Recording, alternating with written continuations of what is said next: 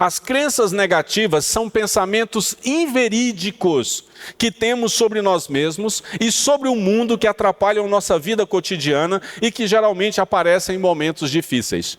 Sim, aquilo que você muitas vezes acredita que você é, ou que é uma parte de você, e talvez isso tenha sido construído numa etapa da sua vida.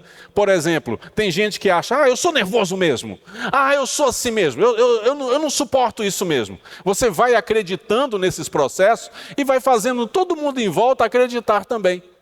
E o maior problema disso é que geralmente isso toma uma ênfase muito grande em momentos difíceis, como no período de dificuldade, numa discussão, num processo complicado. Isso vai aparecer mais forte. Além disso, olha só, que na maior parte das vezes, essas crenças foram construídas em nossa infância ou em momentos traumáticos da nossa história. Talvez, simplesmente, você tenha sido criado num processo que fez você acreditar que as coisas só funcionam debaixo de discussão. Agora você quer levar a sua vida assim, mas não é assim.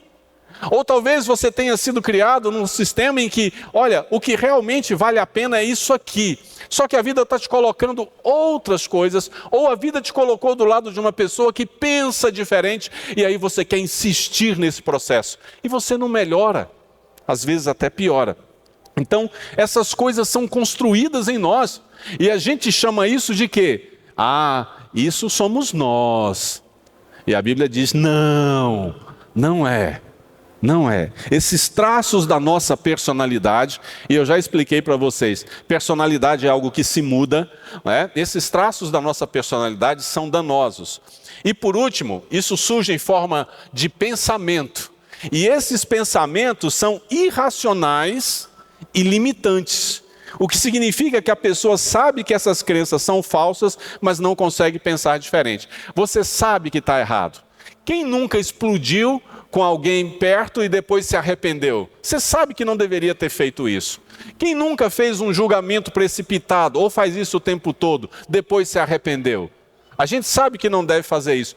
Quem nunca investiu tempo demais numa coisa, esqueceu de algo importante, aí quando esse algo importante fez falta, a pessoa de repente, nossa, eu não devia ter feito isso. Então, é importante que a gente saiba lidar com esses pensamentos. É por isso que o apóstolo Paulo, ao escrever aos Efésios, ele começa dizendo, olha, a mente de vocês, enquanto no mundo, ela trabalhou de uma maneira, porque o mundo trabalha desse jeito. Mas agora vocês caminhando com Cristo, a mente de vocês tem que entrar num outro sistema. Porque com Cristo é diferente. Por quê? Porque essas crenças falsas, estranhas, elas acabam causando falsas impressões a respeito de nós. Elas acabam causando falsas impressões. Por exemplo, olha só, essas crenças ruins fazem você pensar que pode mentir, falsificar e manipular sem que hajam consequências. E mesmo na sua vida cristã. Mesmo na sua vida cristã, você começa a olhar e falar assim, não, Deus entende por que eu tive que mentir. Sério, você acha mesmo que Deus entende? Se Deus fala na Bíblia que mentir é coisa do diabo, então você está dando aval para quem nesse processo? Eu deixei pessoas importantes para fazer outra coisa. Deus entende. Não, Deus nunca entendeu por que você fez isso e até tentou te alertar sobre isso. Agora você entende por que Deus não entende essas coisas, porque você sentiu uma perda.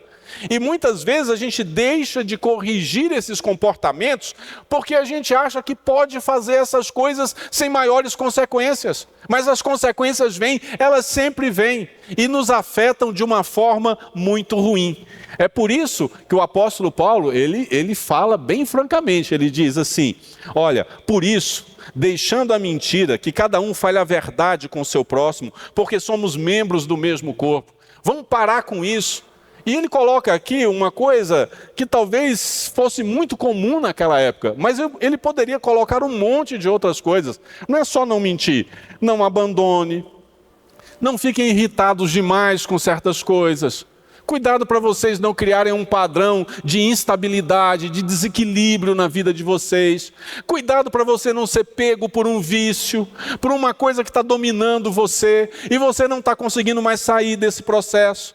Então, esses pensamentos que muitas vezes tomam conta da vida da gente, onde a gente justifica o tempo todo a nossa atitude, dizendo, mas foi necessário, era preciso, não era para ser desse jeito. A gente vai justificando e, como eu disse, até dizendo que Deus entende o que Deus já escreveu, que não vai entender. E a gente fica arrumando argumentos o tempo todo. Nós somos mestres em arrumar argumentos. Eu não sei se você convive com uma pessoa boa de argumento, não levante a mão, por favor, tá? Mas sempre essa pessoa vai te dizer uma coisa que você pensa assim, meu Deus, então eu é que estou errado, a Bíblia está errada, Deus está errado, porque olha o argumento que a pessoa usou. Então você acaba simplesmente desistindo até de discutir, porque a pessoa usa esses argumentos de maneira muito forte e mostra para você que às vezes essa pessoa errou, foi por tua causa. E você sai dali sofrendo, mas não é assim.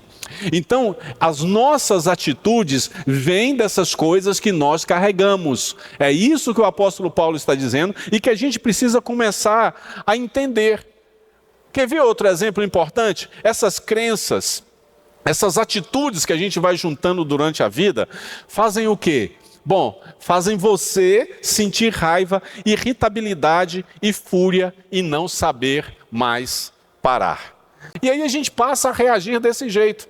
Tá, aqui é um exemplo, mas talvez o seu problema, a sua crença, que muitas vezes o apóstolo Paulo não conseguiu colocar aqui por causa do tempo em que ele escreveu, seja que você se torne indiferente. Seja que você usa palavras para magoar. Talvez você não tenha esse acesso de fúria, mas você se cala e pronto. E isso talvez doa mais ou tanto quanto um acesso de fúria. E isso precisa abrir a nossa mente e o nosso entendimento.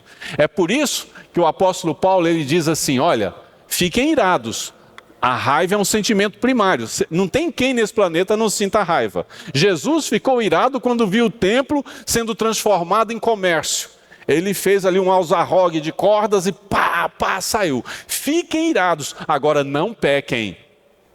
Não pequem. Cuidado para isso não virar outra coisa. Não virar uma reação da qual você vai se arrepender.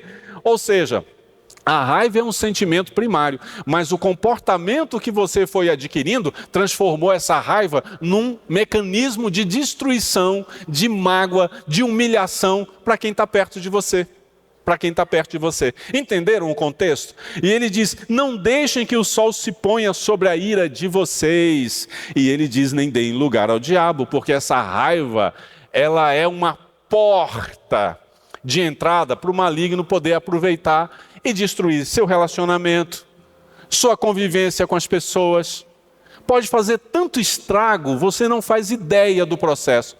E muitas vezes, eu acho tão interessante, as pessoas que estão debaixo desses comportamentos não percebem que tem gente que ainda anda com elas porque ama muito, ama demais da conta, porque se não amasse, não estaria mais. Lá no livro de Provérbios, Salomão ensina uma coisa muito importante. Ele diz que o tolo mostra toda a sua raiva, mas quem é sensato se cala e faz o que, igreja? Domina. O sensato, o equilibrado, essa pessoa se cala, respira e domina. Então há duas situações aqui que você precisa entender que tem a ver com o texto de Efésios. Ou você vai dar vazão a esse comportamento, a essa atitude que você já tem desde sempre, ou você vai simplesmente se calar, dominar e, é claro, falar de forma diferente ou agir de forma diferente. Isso é muito importante e nós precisamos acordar para essa realidade. Tem coisas em nós que precisam ser mudadas. Talvez você seja a pessoa que fala até convencer o outro. Não sei se é o caso.